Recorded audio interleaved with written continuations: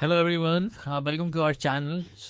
After a long time, we are back again with a new video, and today's topic will be Australia. So there are great news, there are great updates, and the people are reluctant to file for Australian PR. So we'll discuss: is this a right time to file for Australian PR or not? So we have Achira with us. Hello, Achira. Hi. Ashira, the Australia's new financial year starts from July to July, and we got an update that when they started with the new financial year, it was 1,85,000 PR candidates which they were targeting. When after 2 months, there was an anti-immigration rally, plus the nominations are very less. So do you think it's very difficult to fill these skilled workers in 2025 because of these scenarios? People are becoming reluctant to fight for the current PR in 2025. So what's your take on this? See, the anti-immigration rally, which took place, was on 31st of August Yes. this financial year. I will say that it's not at all difficult for Australian government to fill in the requirements. Yes, after the rally, there was some amount of fear in the mind of the aspiring migrants, but the best part is the Australian government have strongly condemned any such kind of propaganda or rally and is not at all at support of this. So, as a reply to that anti-immigration rally, the Australian government officially announced the quota on 4th of September. So the rally was organized on 31st of August and the Australian government announced the official quota on 4th of September, welcoming the skilled migrants, and they have very specified the numbers that they would be taking under each particular subclass. So, yes, I would say, as per the observation, there were questions and there were doubts coming in the mind of the people. But isn't they gradually realized that neither the opposition nor the government is in support and they're strongly condemning because only one day that really took place, that's it. After that, I don't think that any form of news or any such kind of rally or any other such kind of activities have taken place. So the migrants are definitely not should definitely move ahead with their aspiration to migrate and put their application, because until now only one draw has been conducted and that too under 189, and very soon we are expecting that the state nomination draws or the 491 draws should be happening and the invitation should be coming to many of them. All right. Because if they mention they're targeting exact numbers, that is 1,85,000. So what's the bifurcation? And I believe if they have set this target, they will definitely fulfilling it in the year 2025, 2026. Yeah. So when we talk in terms of general skill migration, it is categorically 189, 190, and 491 subclass. For this, all this three, 189, 190, and 491, a total amount of little more than 82,000 applications will be accepted. And we have to understand that under 189, better more than 6,000 have already received invitation, right? So 189 usually do not conduct too many draws, might be 2 or 3 in a financial year. So the people, who have already got their skill assessment outcome and is in the, EOI selection pool, they definitely have a fair chance. Whosoever's occupation is listed, and those who are still preparing, they really need to hurry because the first stage is skill assessment, and every skill assessment authority would have a certain test of giving the outcome. And people who are not aware should know that skill assessment definitely requires extensive amount of documentation. For instance, there's a skill assessment authority website, which is a very popular one. They would mandatorily require two payment evidence. Engineers Australia would have some other requirement. ACS would have some other requirement. So collating those documents for an applicant definitely takes time. So the real thing is people have to understand that the quotas are very it's not that huge. It is for especially for 189, 190, 491. It is little more than 82,000. Time is running, so everyone has to hurry. All right. So if the PR has three stages, the maximum amount of time and the document which the candidate has to invest, that's in the first stage of the process. Okay, all right.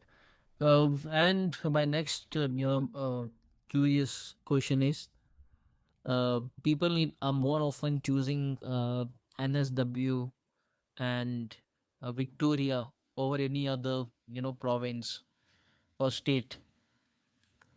So, but these two states are still not open their quota. So, what do you suggest?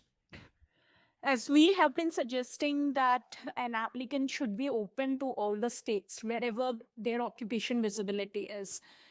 That is something a wise person has to do, because they cannot leave all their hope on NSW and Victoria, because they are already very competitive states. And I know that the general understanding and the perception when we speak with our clients that we have our jobs only in NSW, Sydney, Melbourne, but it's not like that. There are very happening states, like Adelaide is one of the most happening state. Uh, Perth is one of the most developing states, or the developed state. Canberra is there. So there are opportunities across. You have to just expand the horizon of your mind. So if NSW Victoria is not opening, but if your occupation is available in other state, go for that. Don't wait for another state to open. If it opens, your occupation is there. Definitely, you can have your EOI and ROI created then. All right. I think majority of the people choose to get picked up from subclass 189 visa because there's no fund show requirement. So that's why they more focus on getting picked up through 189. So what do you have to suggest, whether they should be more focusing on 189 or they should focus on 190 or 491, because they're the candidate have to show the funds. So how it goes? See, under 189, firstly, all the occupations are not featured. Many occupations are featured under 190, many are featured only under 491. If your occupation is available under all the three, our suggestion apply across all the three. If your occupation is listed under only one subclass, then you don't have a choice, but you occupy only under that particular subclass. But even if your occupation is featured under 189, 190, 491, suggestion is keep all the three options open, keep all the three as priority.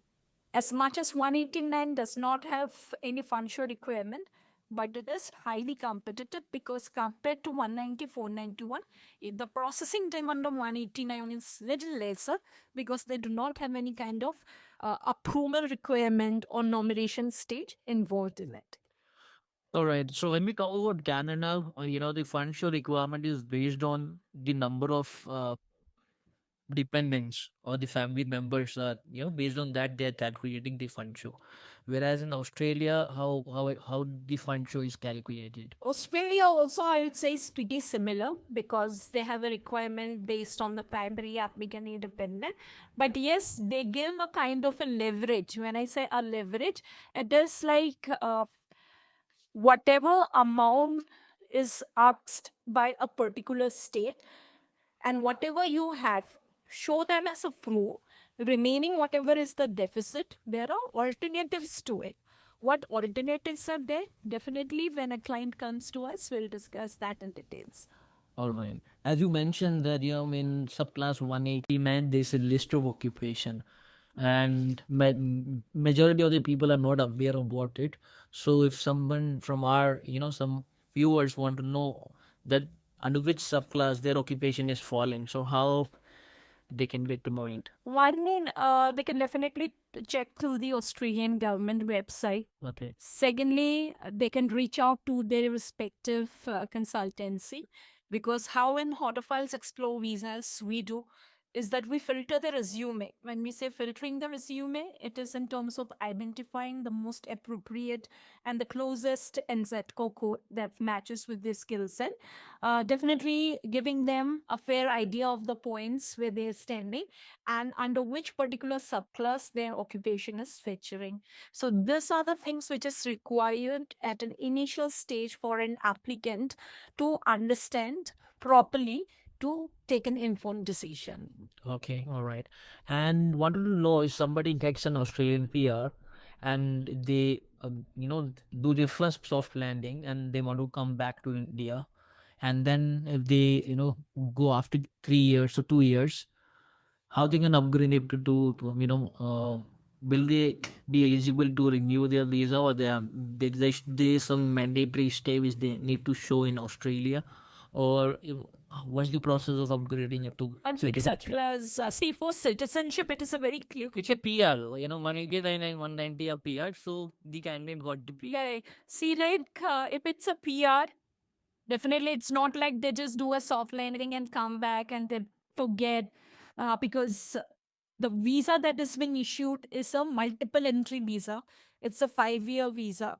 So we recommend that as much as you can definitely do a soft landing for the validation formalities, but at least try to go back. Because if you're not showing any kind of commitment and an initiative to settle there, the government definitely can have concerns while renewing your visa. Was that even mandatory days? See, mandatory days they have not mentioned, but at least you have to show them some proof that you made an initiative to get settled in Australia. And the most important one is in terms of applying for jobs, because that's the major concern for any migrant to get a job. So if you are not going, or rather if you are not doing any kind of initiative, or if you're not doing any kind of efforts in finding a job, and then again one fine day you remember that yes, I have my PR, I need to go back, and it's expiring, then it can be a concern. Of course, there can be certain emergency coming up due to which you have to come back to India or to your home country. For that, they have something called the returning resident visa, and you have to apply for that. All right. In that case, people can contact us. We have our, RMA agents, wherein we can definitely seek of the information from them. Correct. In similar way, somebody got the 491 visa, but in order to upgrade it to 191 subclass, there are certain mandatory clause which the candidate has to fulfill.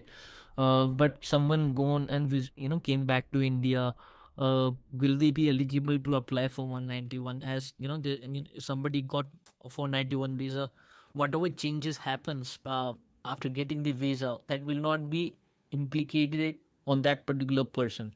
So how you think, if somebody gone there but not completed 3 years of stay, and then going back to Australia and then showing the returns? No, see, like one thing for sure, then under 491 subclass, when you're going, the commitment is 3 years of stay and work in the regional designated areas.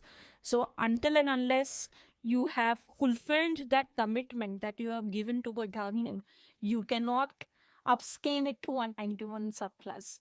Right. Earlier, they definitely had another additional requirement in terms of the income requirements, but now it's not there. It's like 3 years of stay and work and filing your tax every year, irrespective of whatever amount you are filing. But tax filing has to be done.